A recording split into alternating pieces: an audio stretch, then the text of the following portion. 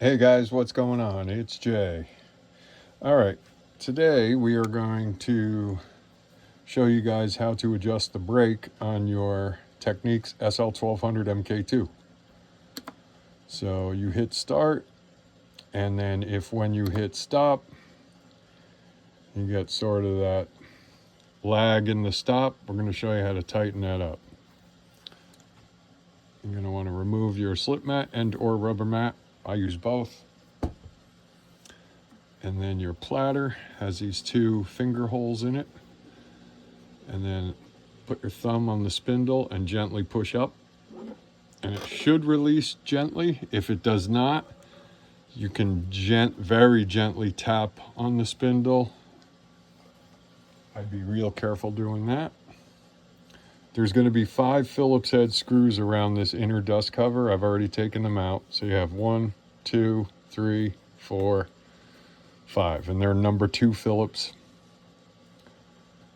And remove your electronics dust cover. Your brake adjustment is going to be right there. And it actually says right on the circuit board, it says brake above it. So that one looks pretty low. Don't forget, you're going to want to take if you do use the standard rubber mat that comes with the turntable, the OEM rubber mat, you're going to want to take the weight of that into consideration. So I'm going to give it probably about almost a quarter turn.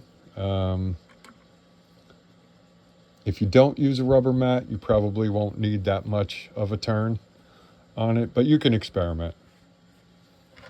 Then I'm not going to put the screws back in, but we're going to reset the electronics cover in place. We'll put our platter back on gently. Try not to let this slam down. We'll put our rubber mat back on. And our little felt, just because that's all the weight of it. And let's give it a spin, see what we get for the brake.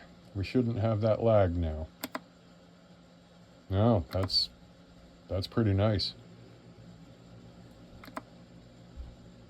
I'm happy with that.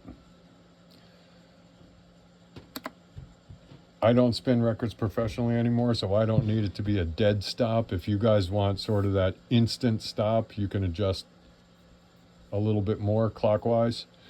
If you adjust it too much, what'll happen is when you stop, it's going to go backwards a little bit. So that means you've gone too far. So just back it down a little bit. All right, guys. Well, I hope this helped. If you wanted to adjust your vintage Technics MK2s. Later on, guys. See you soon.